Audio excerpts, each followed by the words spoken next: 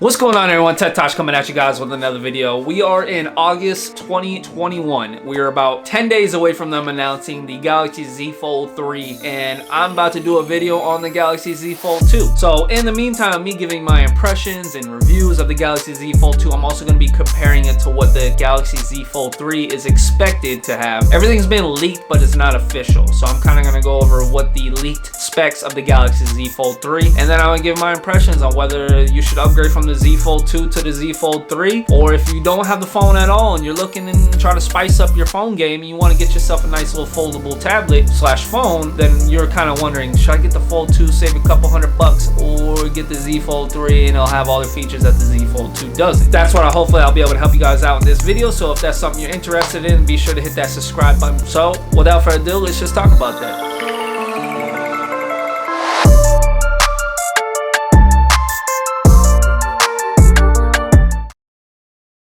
Things are a little stale in the tech space until you start talking about foldable devices. I want to talk about what I have today, which is the Galaxy Z Fold 2, but I also want to talk about what's being released 2 weeks from now, the Galaxy Z Fold 3. The Z Fold 2's been out now going on a year, I believe. I'll put the actual date they released the Z Fold 2, but I've only had the phone for about 3-4 months, so it's still new to me. New technology, even regardless of the Fold 1, Fold 2, it's still new technology. It's evolving, still a lot of kinks they need to work out, and it's kind of an experiment type device. It's not fully fleshed out. It's getting really close to being a fully fleshed out device, but there needs to be some things that need to be slimmed down and, you know, and defining their groove. So with the third iteration of the Fold 3, hopefully a lot of the kinks that were in the Fold 2 that I've noticed will be ironed out on the Fold 3. Obviously, a lot of things are being improved, from S Pen support to water resistance on the Fold 3. Those alone are great upgrades from the Fold 2, but is it worth it to upgrade from the Fold 2 to the Fold 3?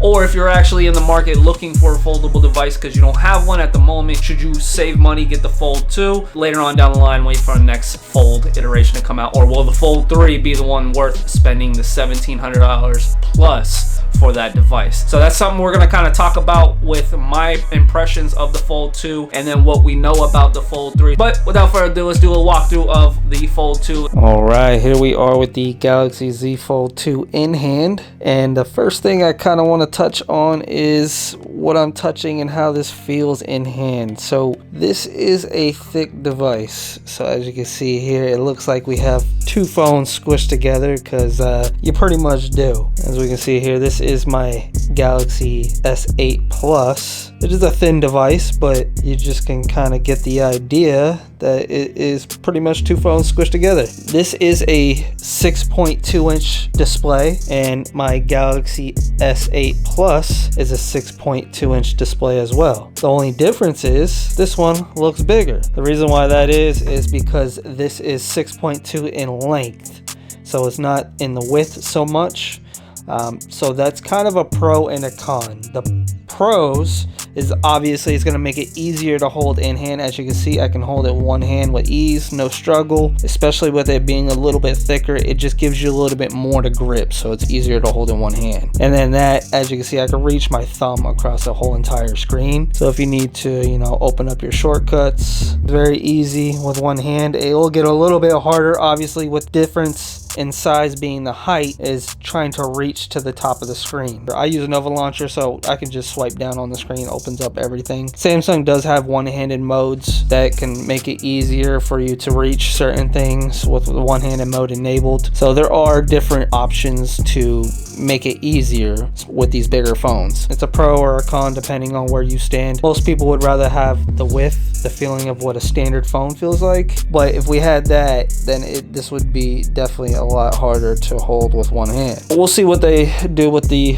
Fold 3. From what I'm hearing, it's going to be about the same size, maybe even a little bit smaller. The cons, obviously, for it being a narrow screen, the aspect ratio is a lot different. The aspect ratio meaning when you open up apps, the way the interface is going to look is going to be a lot different, or weird, or may not even work correctly. How often do you need to be using the front screen? The whole point of this phone is to be opening it up. So that's why I don't want to harp too much on this screen. The one thing that I wish they did do with this screen is make it 120 hertz. It is only 60 hertz, but that is something that's supposed to be upgraded on the Fold 3, is 120 hertz on the outside and the inside. So that's another upgrade that they're doing, which is a good one. And this is the spine of the Fold. This is what allows the phone to do everything that makes it special. The one thing I don't like that I wish and hope that they do with the Fold 3 is make this spine a little bit smaller. As you can see, it's just a lot of spine action going on here. They try to make it a little bit more elegant. Throw Samsung right there. You obviously don't see it when it opens up. The spine just completely disappears. That's nice. It's just a very sleek tablet-esque device. But when you close it, you just got a huge spine. If they could just make that a little bit smaller, and then that would obviously help with the gap on the phone as well. But I will say with this spine, it does make it a little bit easier, like I said, to hold it with one hand. You just have a little bit more to grip. It's very smooth on the edges, not sharp, so easy on the hands when holding. And overall, the materials are super nice, so you just have a nice weighted feeling. It is a little bit on the heavy side. Again, you have two phones squished together. There's a lot of hardware in this device, so it's to be expected. I mean, if you're trying to get a foldable device and think it's just gonna feel like your regular phone, then I don't know what's wrong with you. Feels real nice. Material of this phone is high-end all the way through. So that's pretty much it with the screen. My experience, it's good enough. It's not amazing. It's not makes me want to keep using it. It allows me to do what I need to do. It allows me to send the text messages that I need to send, check my emails, notifications, you know, the basic stuff I need to do real quick, one-handed. I can do that. So you are getting the tri-stack lens here, kind of like the Note 20 Ultra. The negatives of these camera is, one, it's not as good as the Note 20 Ultra, even though it looks like it. You are getting 12 megapixel lenses here. The top one is your standard 12 megapixel. The bottom one is your telephoto lens, and the last one is your ultra wide lens. Now the quality of the cameras are good. They're not great. Definitely not as good as the Note 20 Ultra. I would say this is probably about the quality of the Note 10. Or Note 10 Plus, I should say. You can get some great pictures in great lighting, but if you have subpar lighting, you're not going to get the best quality photos or video. So it really shines when there's great lighting, and then it goes downhill from there. So the fingerprint scanner is on the power button. I kind of like that. That was a nice change of pace coming from the Note 20 Ultra, having an in-screen fingerprint scanner. I always thought the placement for a fingerprint scanner should always be on the power button. To me, that just makes the most sense. Like, you're going to turn on the phone, pushing the power button, so why not put the fingerprint scanner and just do one motion? Makes sense to me, so I kind of like that a lot. Another thing to point out are the ports. So you do have a USB-C port. Top here you got a speaker, so these are stereo speakers because you got another one right over here on the other side, so you do get some dope quality audio. It is loud, I will say that. Without further ado, let's just open the phone. We're all aware of everything else.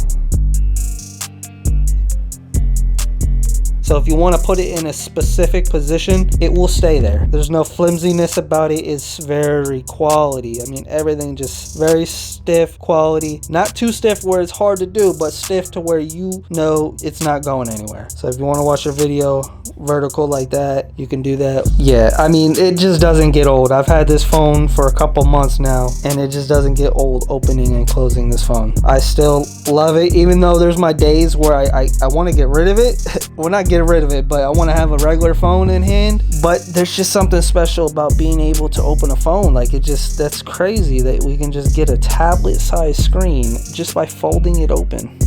So with this inside display, you are getting a 7.6 inch resolution of 2208 by 1768 pixels with 372 ppi. This is a dynamic AMOLED screen, so it's just not a super AMOLED, it's a dynamic AMOLED screen. There is nothing more that could be said about this screen. It is a gorgeous screen, high quality, very vibrant. I mean, it's 120 hertz, so very smooth with the transitions. Opening things up is very fast. I mean, it's just like any other flagship smartphone. Everything's very snappy. It's just now you have a folding display and it's a little bit more fragile. Nothing is taken away from it being a foldable device as far as quality. The quality is there, if not better than any other standard phone. You do get a little crease there, as you can see in the reflection when you do look at it from the side, but when you're looking at it straight on, it's just no, you can't even see it. Look, you just watch a video. We'll just open up out, you know, the Google App Store. It's just the quality, everything's super fast and snappy. Fold it up and you're good to go with one hand. One hand. Look at this. This is a tablet. This is insane. I'm holding a tablet with one hand. How crazy is that? Oh, hey guys, you want to see a video? Tablet mode, 7.6 inch screen, super dynamic AMOLED. I mean, come on guys, this is futuristic. It just doesn't get any crazier than that. We're so desensitized by our flagship phones and everything. The screen's just getting bigger. It doesn't get any bigger than this. I mean, this is crazy. I love it.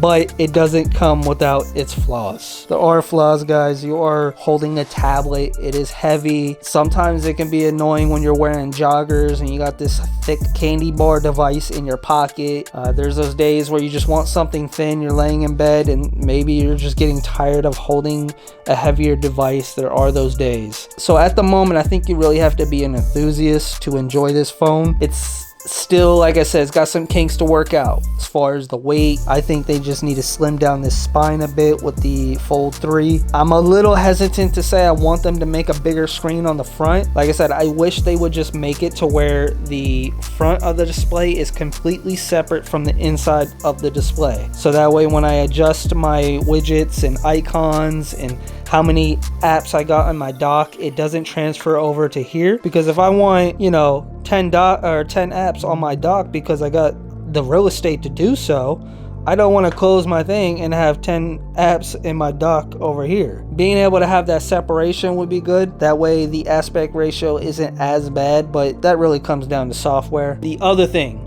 the cameras. So I do wish the cameras would have been at least the S21 or the Note 20 Ultra on the Fold 2. I wish that was the quality that they put in here for a $2,000 phone. I mean, it's not that much at the moment, but I think the camera quality should have been better. It's still crazy to me. I mean, you get desensitized. I already am. Like I said, I've had this phone for 4 months and I'm already desensitized to how amazing this technology is.